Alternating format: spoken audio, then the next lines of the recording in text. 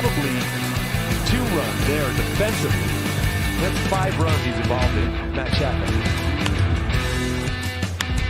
Olsen skies one high and deep to right field toward the corner. Adele onto the track near the wall, leaps up and got it.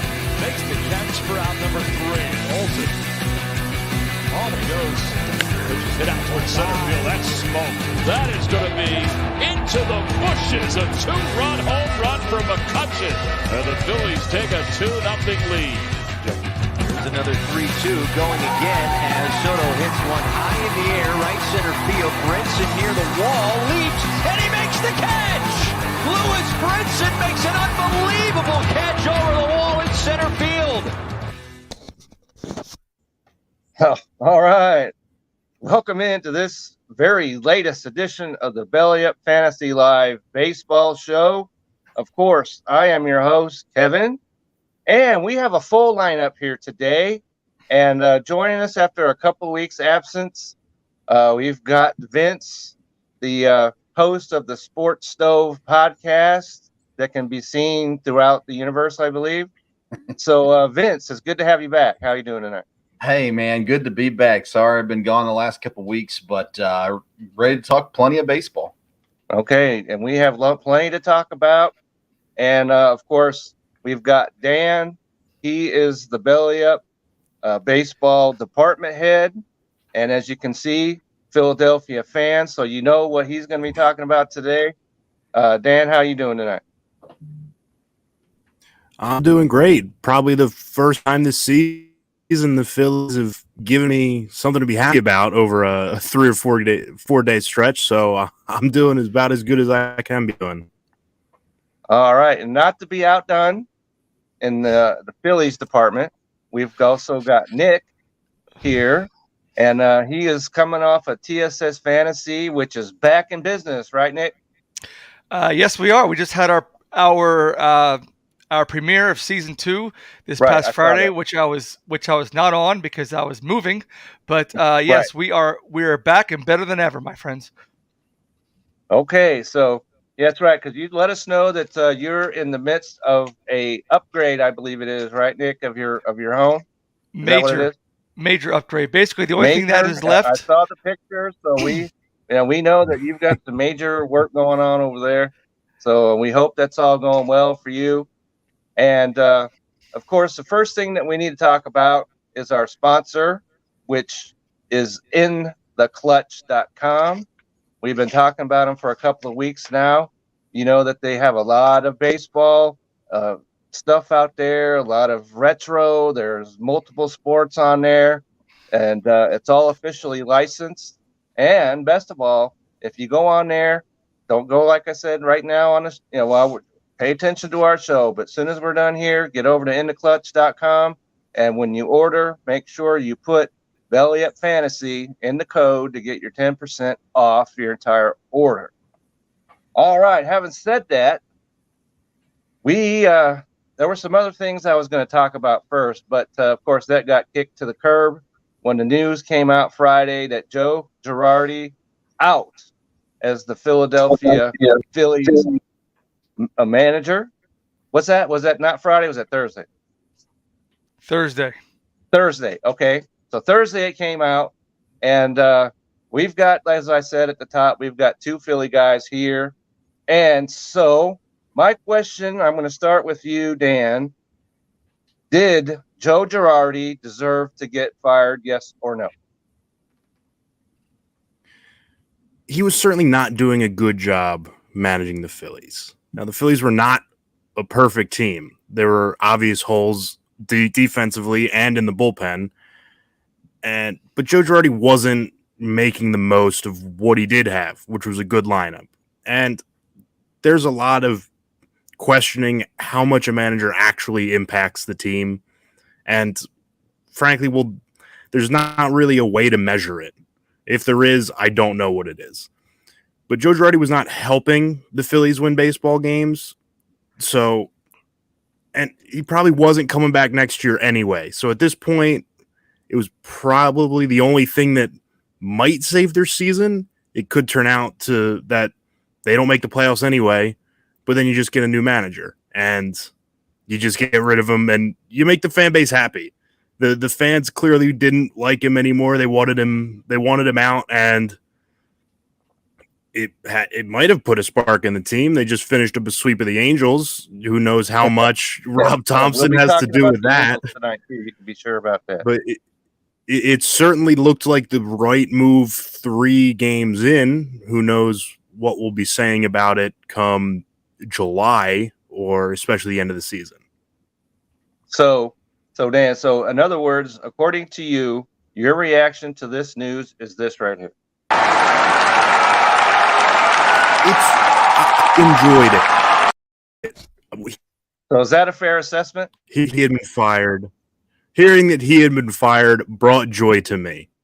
And that's the simplest way I can put it. Okay. All right. So, Nick, what say you? Joe Girardi, did he deserve to get fired? Yes or no? No, I don't think he deserved to be fired at all. I'm going to allude to Dan when Dan said that it's what the fans wanted. Well, there's an old saying in sports: if you keep listening to the fans, pretty soon you're going to be sitting with them. Okay, so I don't think he should have gotten fired. I really, really don't. I think Dombrowski should have gotten fired. I think the executives who put this crappy bullpen together should have gotten fired.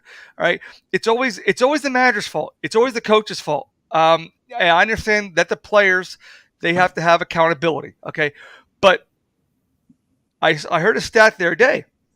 They were the 21st best bullpen. Nobody's going to win with the 21st best bullpen.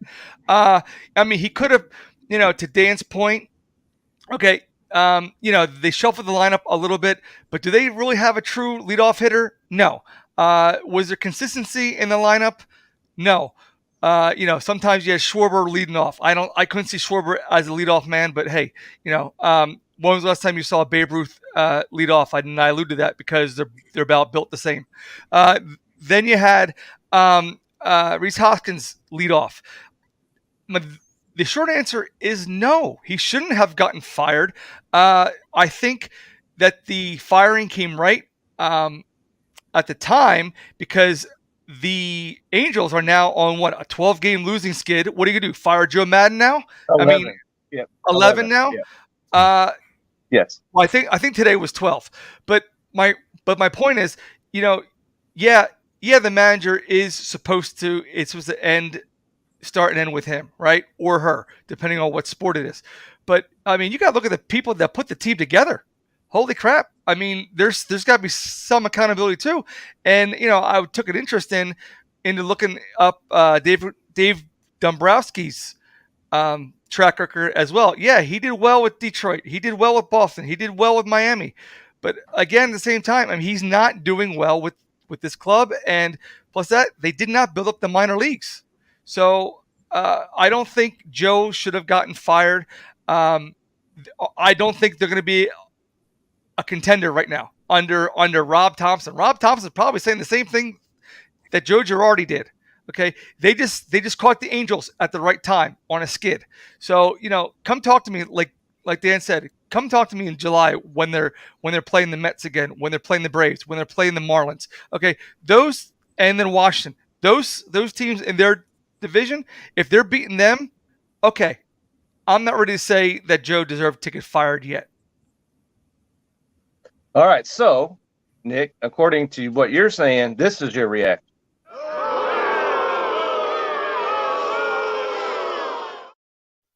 You had that queued up, didn't you? Okay. So, Vince, what is your reaction to all of this? Well, in Nick's argument of why Girardi shouldn't be fired, he explained how badly put together the batting order was, which is the manager's responsibility. Gigi Segura, is he the greatest leadoff batter ever? No, not necessarily, but he fits, especially how he's hitting this year, 275. He'd fit in a good spot as a leadoff spot. He's a decent number 2 guy, and they've had him in different places of the order. At the end of the day, as a manager, you're paid a lot of money to take the players that are there, develop the ones that need to be developed, and put in the right order the way they need to be put in order. and he failed to do so. As a matter of fact, in his time in Philadelphia, he's under 500 in the 2 1/3 season that he's been there. I believe he's something like 13 games under 500. In his time in the NL, he's under 500. The only time he's been over 500 was when he was with the Yankees, and they had, of course, had a absolutely stacked roster most of those seasons as well. Do other people deserve to be fired too? I would say yes. But yeah, Joe Girardi wasn't doing the job. And in professional sports, the players, you don't have the players' ear. There's just no reason for you to be there. And what he's doing wasn't working in Philadelphia. And it was time for him to leave. And Nick asked the question, should you fire Joe Madden because of the skid he's on? I say 100% yes. Move on from him too. So the players are not reacting or living up to their potential. Yes, they've got to take some ownership of that, but the coach obviously isn't working. He's not doing what needs to be done. And that Philadelphia roster, as bad as they are, especially that bullpen, they should still be above 500 right now. And last season they finished 2 games above 500. That whole division is atrocious, right? Atlanta's not doing what they're supposed to be doing. Philly's not doing what they're supposed to be doing. The Mets are the only ones achieving what they're supposed to be doing. But at the end of the day, I say Joe Girardi, as harsh as it is, he deserved to lose his job. Not saying he should never get another job again, but it wasn't working with this team. He didn't have the locker room's respect at this point as the manager. Go ahead, Nick. Hey, one more thing. 2 things actually. Philly had a Philly guy before. They had a rah-rah guy. They had Larry Boa as the manager, and we saw how that turned out. Okay.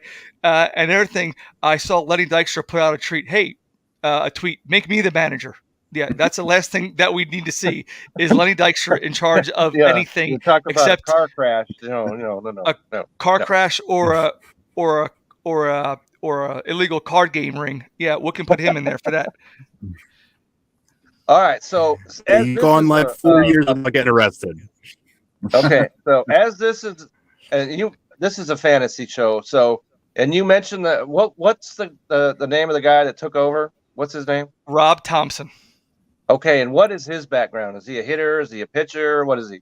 I do not know. I will find out, but I know that he was the bench coach for a couple different tenures in Philly. I think he was with Charlie Manuel too. Why don't they just bring Charlie Manuel back? I mean, he seems to be like the best manager since Dallas Green. So just bring him back. I mean, it doesn't matter who they put in there. Philadelphia is not going to be happy with anybody. He was a catcher and third baseman in the minor leagues for the Tigers. So he's the hitter. He's the hitting coach. Is he the bench coach? Is that what he is? He was the bench coach, from what I heard. Okay, so fantasy wise, does this change the prospects of any of Philadelphia's hitters or pitchers, Dan? Probably not. I believe he's went with the only thing that we've seen in the 3 games is lineup consistency, and he's gone with the same top 6 in all 3 lineups against the Angels. So that's probably the only thing you're going to get. Maybe Bryson Stott gets more bats, but that's probably also a side effect of Gene Segura getting hurt. But not really, especially for the hitters. They need to hit better. Everyone other than Bryce Harper has been pretty disappointing this year. All right, so Dick, is that how you see it? Pretty much. Like I said, I think it's going to be a short-term fire starter. I don't think it's going to carry out through the rest of the season. Now we did see Stott had a big game today. He hit that walk-off 3-run home run, and then Harper had the slam in the 4th. But again, it depends on how these hitters are getting pitched to. You just can't say, "Oh, well, pluck Joe Girardi out of there," and then you just put someone new, and then miraculously we all learn how to play baseball again. So. Okay. I mean, you got to use some common sense too. So I think it's going to be in the short term. It might perk up the team. But my thing is you need consistency. If let's say if someone needs to be consistent and hit in the same spot every time to get a groove going, leave him in there. There's too much shuffling of the lineup. That's the one thing that I did disagree that Girardi did, and the fact that he was very complacent. He wasn't very fiery behind the microphone. Okay, so one of the topics that we were going to talk about tonight was managers on the hot seat, of which he was going to be, but he's completely burned into the atmosphere. So, are there any other managers, Vince, that you think that are on the hot seat as we sit here right now? I think there's three that should be. I don't know if they are or not. Tony La Russa in Chicago. Again, a team that's just underachieving. I actually talked with Graham Wallace, our friend from Belly Up Sports and Jay's Journal earlier today. And, he said the same thing. He's kind of lost the locker room, and his approach isn't working in Chicago. Time for him to move on. Scott Servais in Seattle, another team that's underachieving greatly. Almost made the playoffs last year. Came in with high expectations this year, made moves in the offseason. It's not working in Seattle. And then the third one is the one we already talked about, Joe Madden in LA. I think as respected as he is as a baseball manager, the talent level that's there this year and them not being able to reach the playoffs under him, they've got to do better. And I don't know that you can do better in name than Joe Madden, but you've got to be able to find somebody out there that can get in control of what's going on in LA and get them over that hump. Yeah, hopefully you bring in a manager that's not walking somebody with the bases loaded. So, so Nick, any other? Did you concur with Vince on the three guys he mentioned? Do you have anybody else?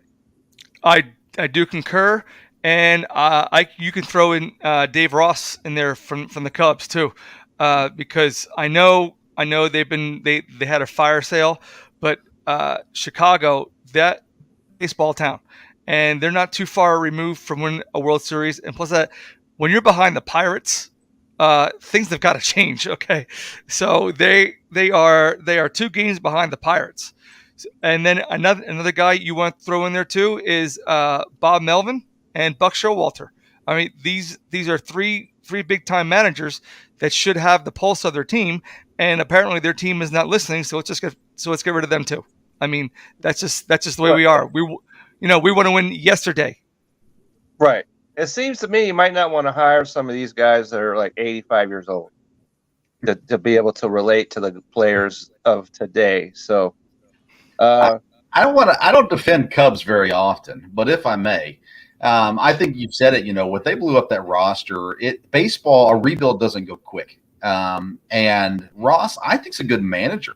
His first year there, he got first in the Central, but not great last year and definitely not good this year. But again, you think about all the players they lost, the superstars, the all-stars, the savvy vets, all that kind of put in there. I think it's tough unless, again, the players don't like them. Some of these guys that are losing right now, I think you have to be a little patient with, especially the younger managers that are in a rebuild situation, unless the players don't like them. If the players don't like them, you got to get rid of them because they're not going to play for them. So you either got to get rid of the player or the coach. It's easier to get rid of one person versus 9 guys. So, man, that hurts me just to stand up for anything. Yeah, as a Brewers guy, I can imagine why that just hurts you right to the innermost parts of your being. That's why I'm patient with them, because I'm a Brewers fan. Who knows? Okay, all right. You want to stand up for Alex Cora in Boston? No, I don't. No, I'm not standing up for him. You standing up for him, Dan? I'll stand up for David Ross a little bit. Well, yeah, they're David not Ross, the best. yeah. I don't think they were. For the other ones, no. Tony La Russa, I thought he was a bad hire when they hired him. Oh, yeah. For a team like it was the a White mystery Sox to me when they did that from the start. We're talking about guys that they are were 85, literally. Isn't he in his 80s? Or he's got to be. No, he's 77. He's up there. 77. Okay, 77. Either way, how do you relate to a 19-year-old when you're 77 years old? Grandparents do it all the time. Well, yeah. Well, sugar and cookies is not going to make baseball players play any better there, Vince. Chicken did in Boston. You just never know. That's right. Chicken worked over there for a little bit. So just one other guy I'd like to throw into the mix on this subject is A.J. Hinch over there in Detroit, because there was a lot of talk about how Detroit was going to be a competitive team this year. Oh. They are 21-33, and he's been there. This is his 3rd year there now. Obviously, it is not working in Detroit. So I would put him on the hot seat. Maybe not imminent hot, but it's getting hot to me because First of all, Detroit has just been awful. Kevin, did you think Detroit was going to be a competitor this year? I don't know if they were going to be a competitor, but I thought they'd be, right around in that just above 500 level. Really? Because they had some young players in there. That I thought were going to develop, and they really haven't. And so they're where I thought they would be. I didn't see them having a good season yet. They still need to add more pieces. They've got one or two starting pitchers. They've got, a couple guys there in the order and stuff, but they're still a long way off from having a complete team to compete.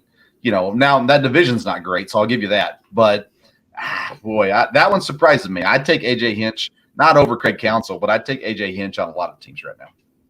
Okay, so we'll see how that works out. So I wanted to throw a couple things in there. One of those is the subjects that we talked about, Dan and I did on last week's show. And Vince, I know you've talked about it on your show, and that is the subject of Gabe Kapler and his stance on Memorial Day. And I was on this very show last Sunday imploring with Gabe Kapler, please don't do that on Memorial Day. And he did not. So just as you did, Vince, I'm going to give him the props. I think he deserves that he gave the people that, gave so much for this country their proper place. And so I just wanted to throw that out there. And so, Nick, you weren't on last week. And so what did you think about, first of all, his whole thing, the protests, and then what he did on Memorial Day? I had a big eye roll. I'm kind of over it with these guys. Say, oh, I felt like a coward. I should have been out there. Dude, you manage a baseball team, okay?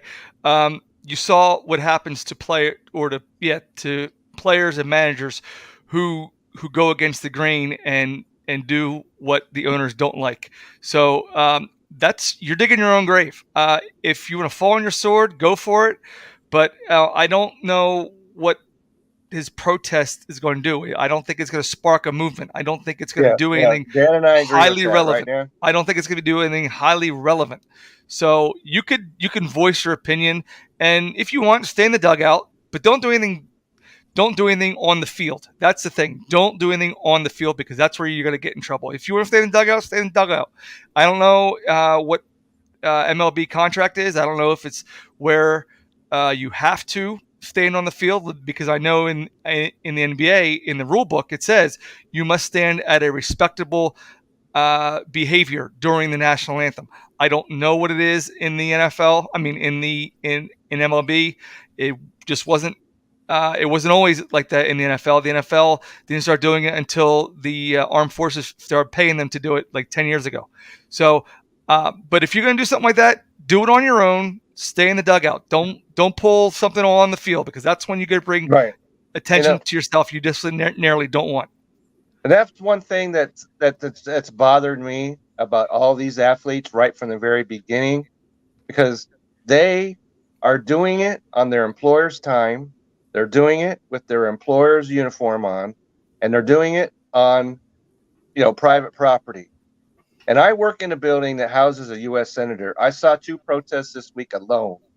So I can say for a fact that if I, on my company's time, was to grab a sign and go out there with the bullhorn, they could fire me, and they'd have every reason for doing that. And so I don't, whatever their stance is, free speech, that's great. I'm all for free speech. However, there was always a time and a place for that. And so, Vince, I know that you've spoken on this topic. So is there anything that you'd like to throw in there? Well, first of all, I'm too very proud that Gabe Kapler, I think he made the right decision, especially on Memorial Day, to go ahead and stand out where people could see him for the national anthem. And I think that what he said proves the point that I've tried to make, which is it is disrespectful to the military men and women that serve the country. I am 100% against anthem protests, but I'm 100% for the right to protest. So I don't agree with it, when they protest, but I believe they have the right to do so. I just think that they should have been smarter about it because the other sports and it's going to hurt them too. But again, it's their right, and I don't argue against that. I just disagree with it altogether. But the question being asked about Gabe Kapler on Monday, the fact that he came out and understood the importance of it, I applaud him for that, and I think it was the right move. And and like, I don't remember if I said it on my show or not. Gabe Kapler, most people don't know who he is. His staying in the dugout isn't going to do anything, like Nick said. I think they have a microphone at the end of every game. If you want to make a difference, you have a better chance to make it there than hiding in the dugout. But Gabe Kapler, former Phillies manager, what do you expect? No. And Texas Ranger outfielder. That's right. That's true. That's very true. And as someone that was in the military, if Gabe Kapler had protested on Memorial Day, there was no shred of respect I would have for him ever again, or anyone else that protests on that day.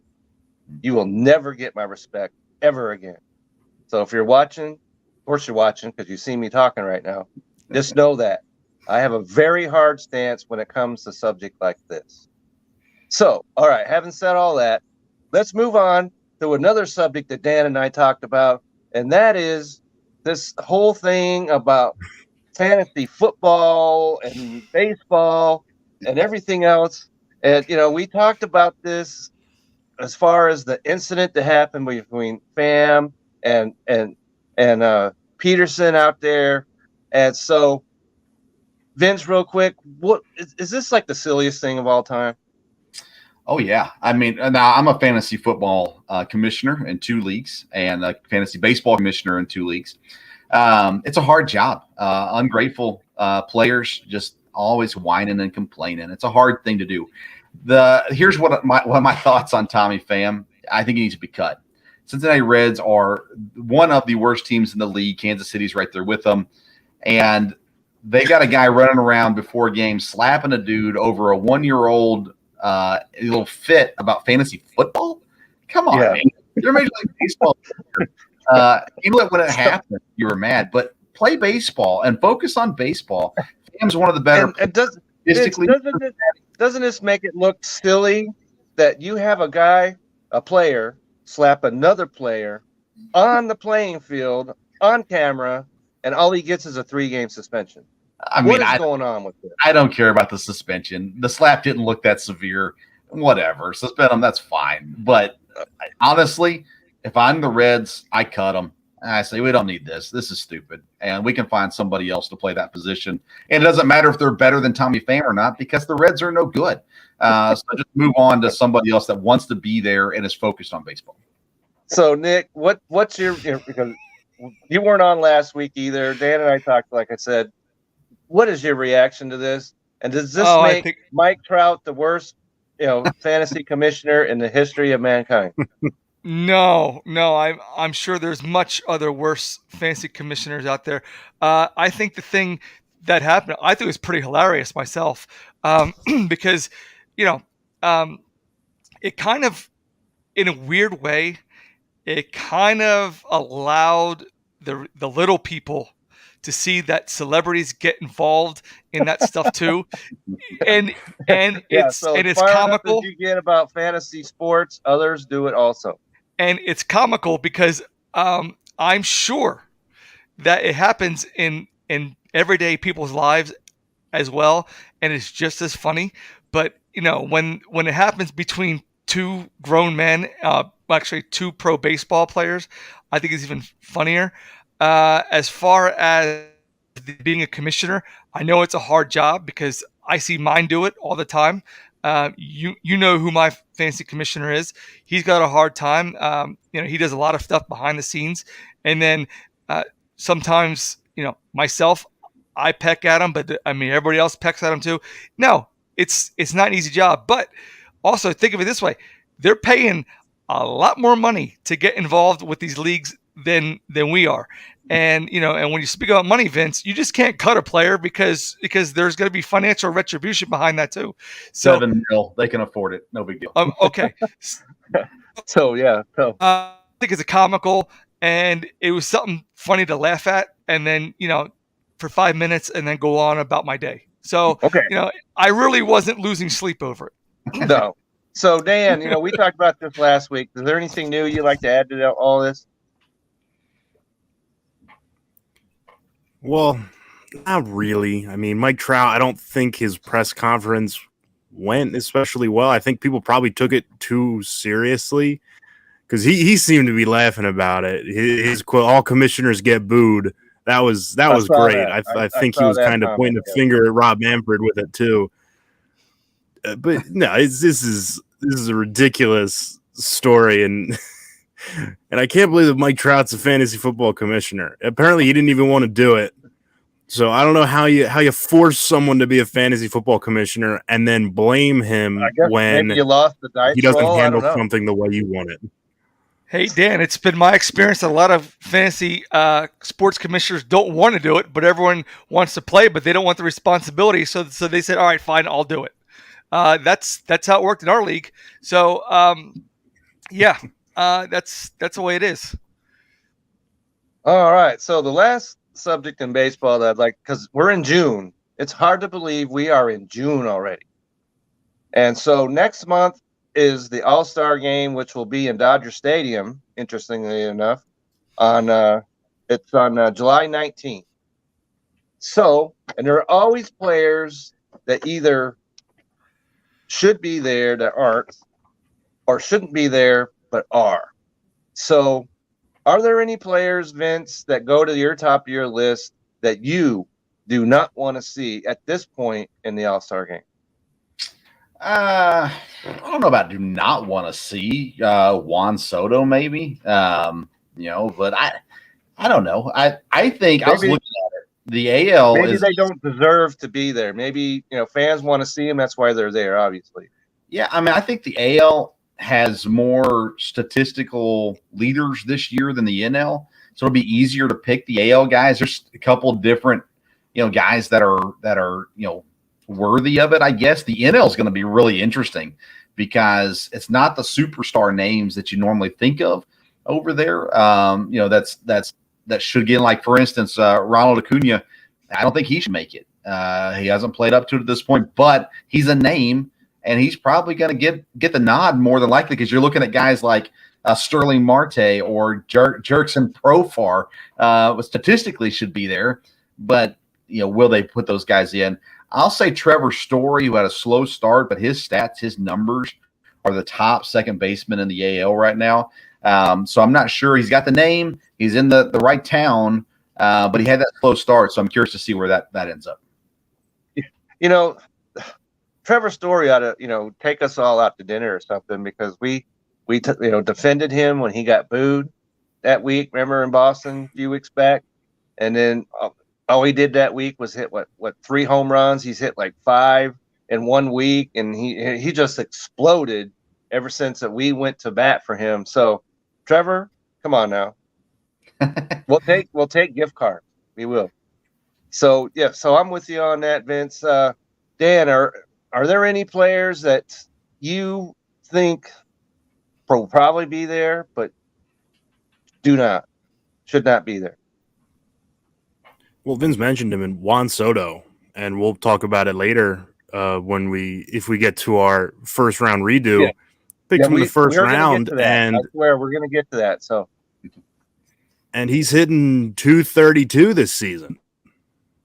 That's and you knew the RBIs were going to be down because there's not really anyone hitting in front of him, but you were expecting him to hit 300 to get on base at 410 and slug over 500, and he just hasn't done that this year. But because of the plainly idiotic that even the Royals have to send an all-star and even the Nationals have to send someone to the all-star game for no reason, Juan Soto's probably going to go just because he's one of the most popular players in the sport. Yeah, Josh Bell's more deserring. That's the player I thought I would mention just off what you said, Dan, that Josh Bell should be the representative from Washington this year. And fortunately for me, he's on my team. So, all right. So, Nick, Any players that you're thinking will be there, but they should just leave them, at the side of the road? Yeah. Before I get to that, I think the whole rule about each team's got representative. That's silly. That's one of the dumbest rules I'll ever. say the team that's hosting the game should have somebody there. But Yeah. besides that, you don't need a player from every single baseball team that's 19 and 56 or whatever it is. So, like this year, let's take the Reds. The Reds are going to have an all-star, and they're going to bump somebody out who deserves to be there. But because of the rule, I don't. Tyler Stevenson deserves to be there. Okay, I can buy that. I can buy that. Okay, so so there's going to be some team out there with some player on it that doesn't deserve to be there, and they're going to bump some. I keep going back to the NFL for like 10 or 12 years straight. The Chicago Bears never had an all pro because they don't have the rule, because they don't deserve to be there. But to get back to your question, one guy that I'm going to say that might surprise you guys is Vlad Guerrero Jr. I don't think he should. Yeah, he's got 12 home runs, but he's not the best hitting first baseman out there. He's batting .253. And that's he's way down. Yeah, so I mean, but because he's a name, but he's going to be there, and you know who should be there, Nick? Is Ty France over him. Ty France is hitting .347. Well, but what else? He probably won't be there. He's got a good batting average. He's had a good season, but that doesn't make him an all-star just because he has a good batting average. Right. Rizzo should start, in my opinion. Well, Rizzo, he was on fire in April. Then he went absolutely ice cold in May. Now he's heating up again a little bit. So he needs a little bit more consistency to his game. Now, see, if you want to go, we'll just take this one step further. If you want to take the first base debate, who should be the starter? It should be C.J. Cron. C.J. Cron should absolutely be at the All-Star game. Because he's got 14 home runs, and he's got batting .295, and how many RBIs does he have? I don't know. Well, he had 40 when I was looking 40. at this.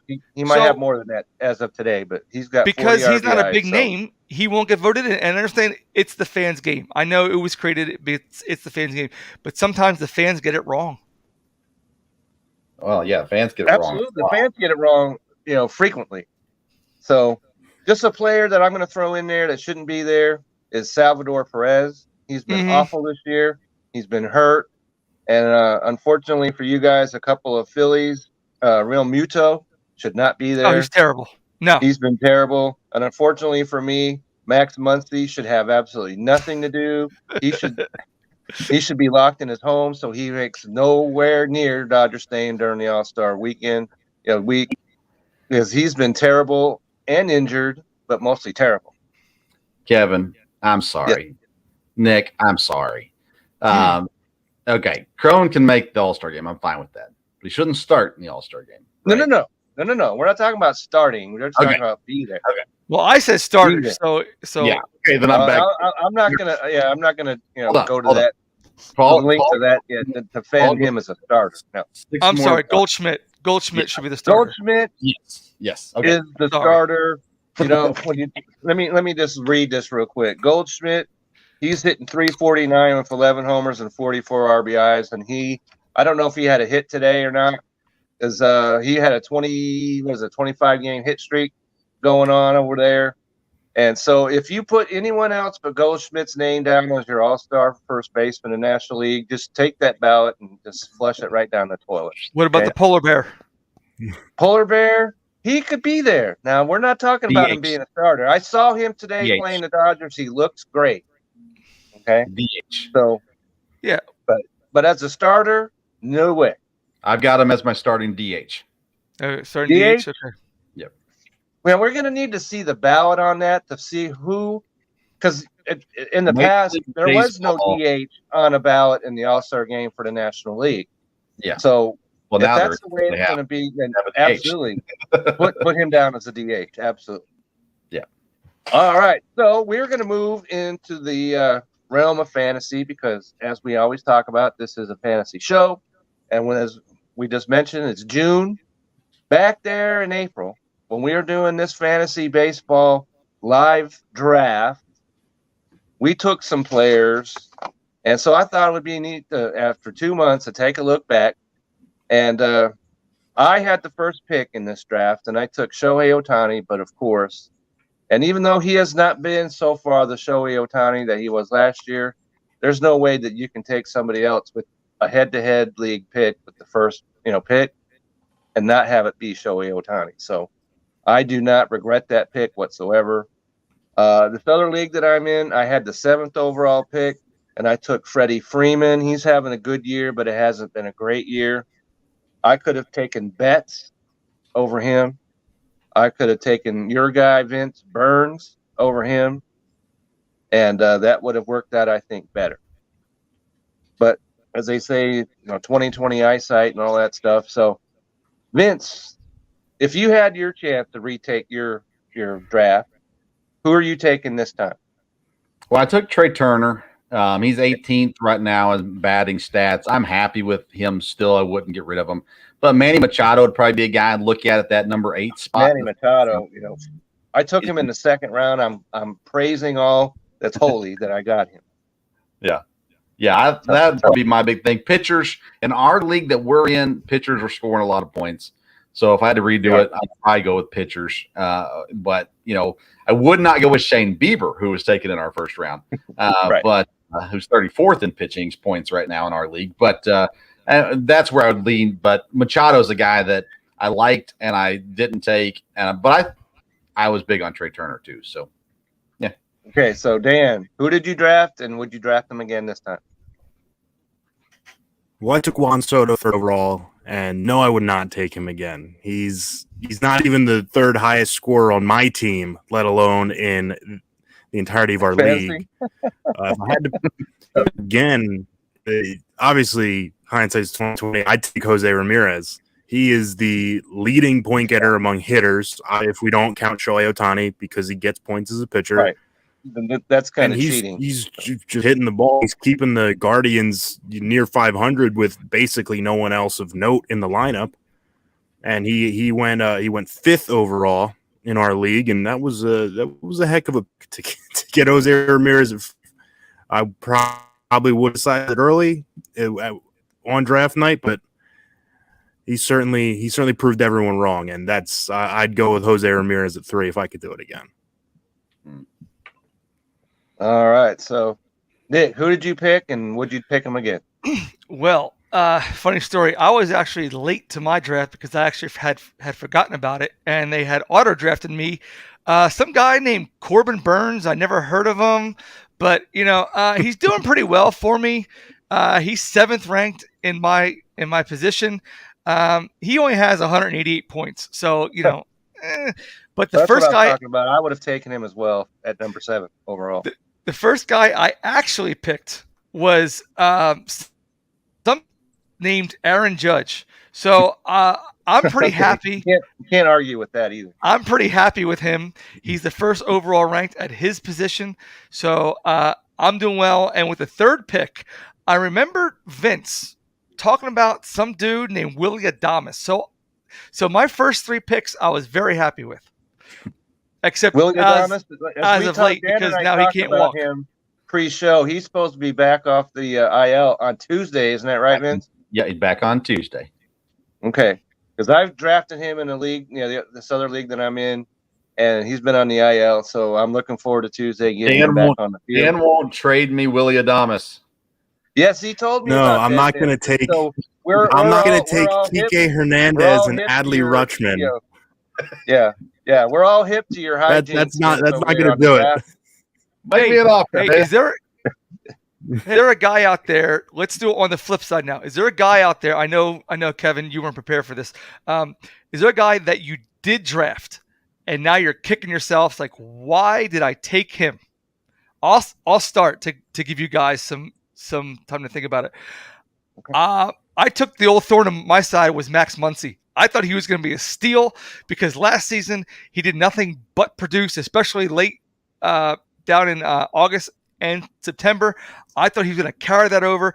And man, if I can kick my own shins, I would, because I'll tell you what, he has been absolutely terrible. And any owner that owns Max Muncy, I feel your pain, because I'm living with it too. And unfortunately, as I said many times before, I can't trade him. Nobody wants him, and I can't drop him and pick somebody else out because he's out producing everybody else that's available. So, this guy.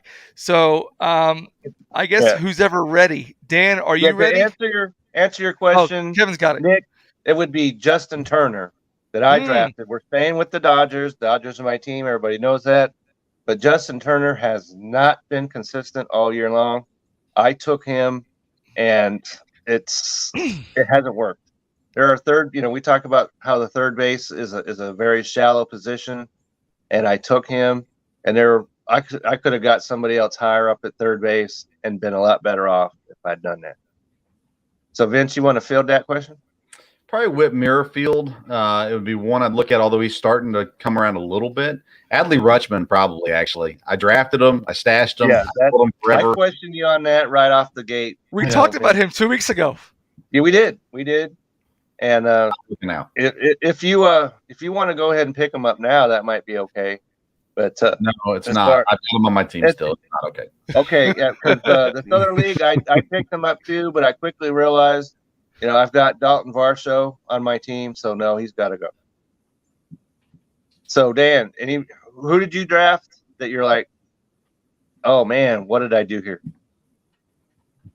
Well, we've talked about him a couple times over the first 2 months of the season. Marcus Semien, he's been bad. We talked about him up and down the wazoo last week. So yeah, but he did hit another home run, Dan. He did. Yeah, he hit a home run today. He could still save your season. That gives him a 4 on the year, I think. Not even 2. Is it 2? Is that it? We've talked about both of his home runs. Second home run that he's hit, and so as far as I know, I haven't seen the returns for today yet or anything. But it was his third home run today. Okay. His average is still under 200, and I picked him in the 4th round. So I was expecting this guy to be. So that. Yeah, not good. He has not been good. That's for certain. So that's going to lead me right into the strategy right here about. Go ahead, Vin. We can't pass through redrafts and not talk about Dan D'Amico and Dale Stover's Rhys Hoskins, Cody Bellinger debacle. I pulled up the stats real quick. Okay, because we have not talked about that since you weren't here to update us on this. So go ahead. Dad stole Rhys through glitches going on at ESPN. Dad stole Rhys from Dan. So Dan had to draft Cody Bellinger or somebody, but he chose Cody Bellinger. They're actually not that different so far this year. Bellinger, 6 home runs, 21 RBIs, batting .210, has 6 steals, 77 points in our league. Rhys has 8 home runs, 25 RBIs, batting .218, 0 steals. He's got 86 points on the league. So they're not that far off, Dan. I hope that makes you feel better. Probably not, because you could have drafted somebody else beside either one of those two guys and been a lot like a Rowdy Tellez. Rowdy Tellez, even though he struck out 4 times, Vince. What is really going on here? 4-star general. We can't be having 4 strikeouts in a game. He's got to, get it together. Yeah, he's allowed to have a bad game every now and then, right? Okay, as long as it's every now and then.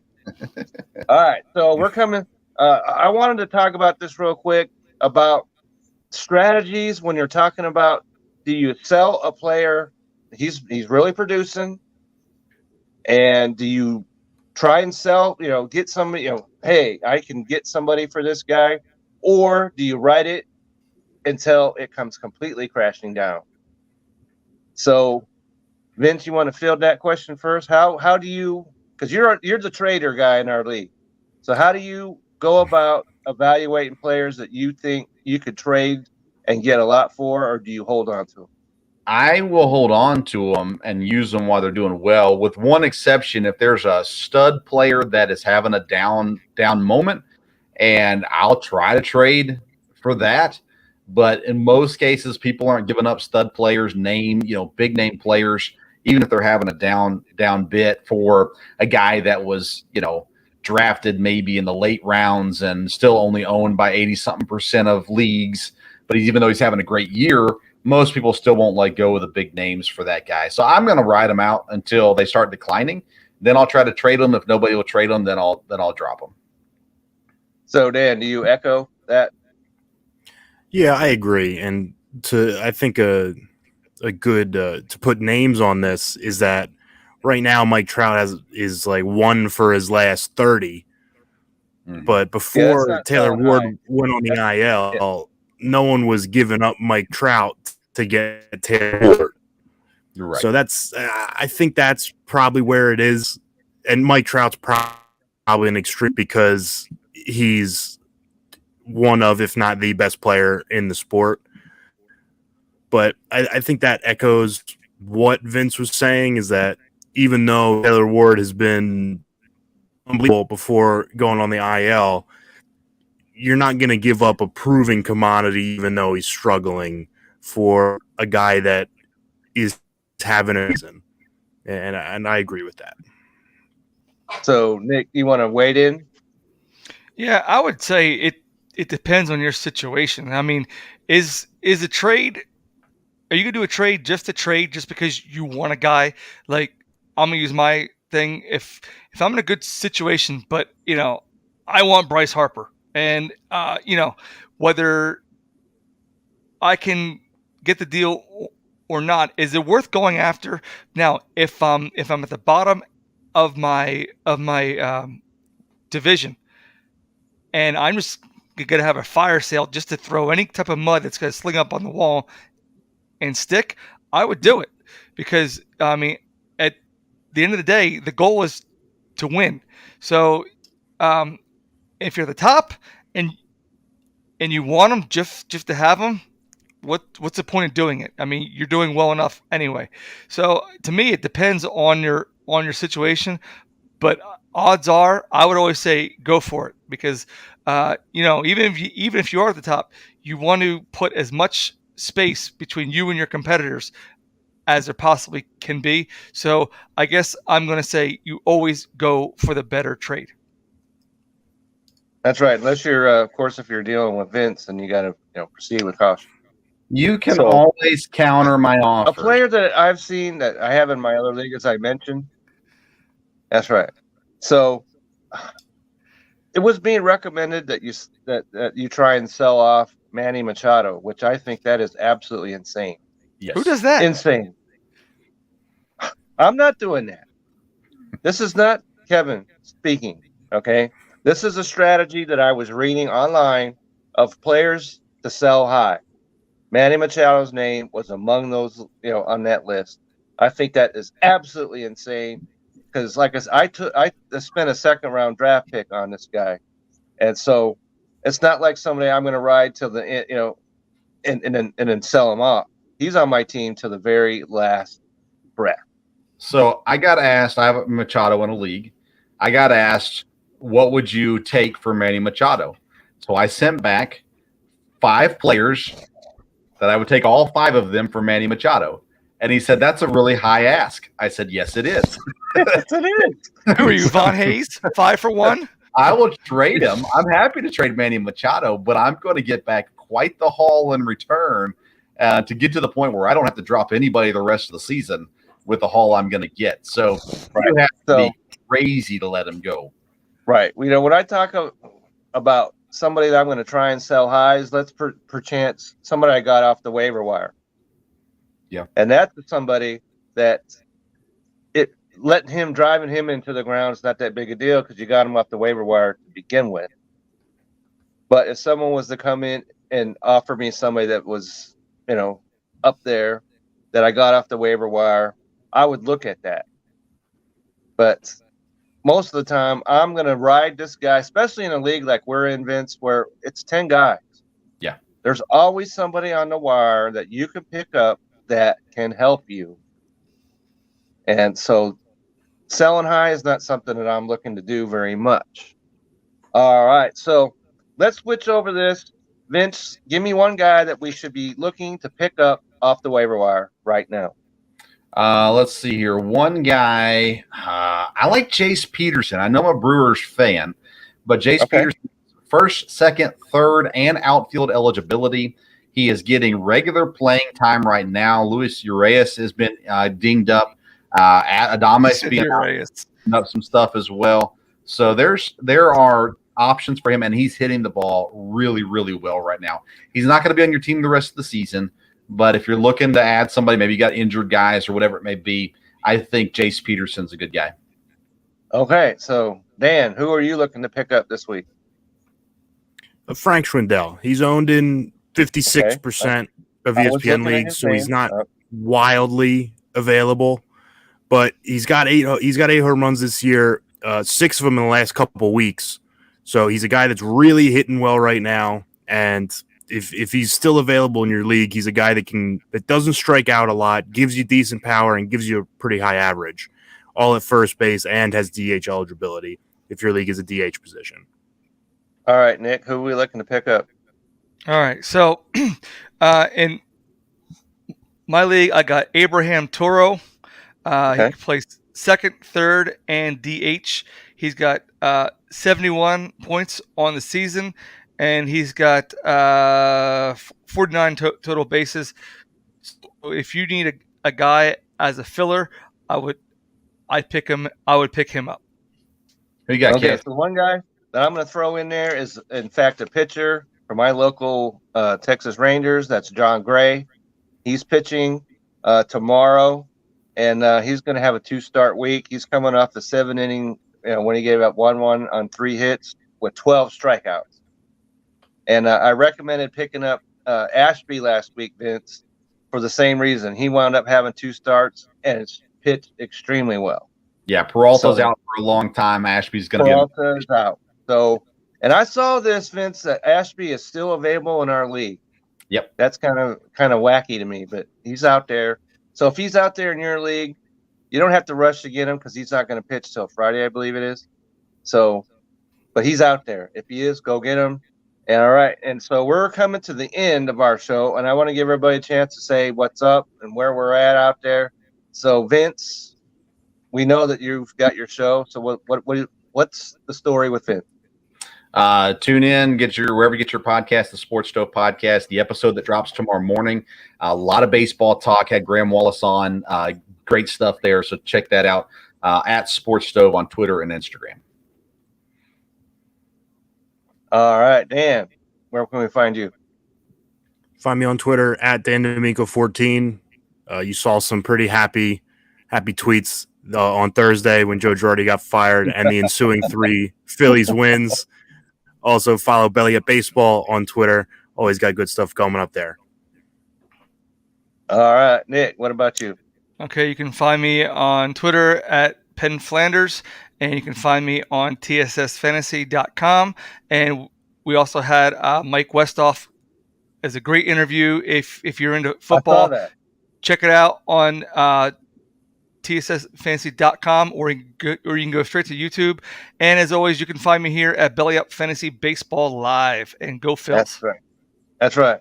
And you can always find me at Kevin62 WRLSEA. And Belly Up is having a special NBA show coming up this week, which I am a part of that. And later in the month, there's going to be a special draft extravaganza with Belly Up. So there are a lot of things going on. Check us all out there. And everybody, have yourself a great week. Glad you tuned in, and we'll see you the next time.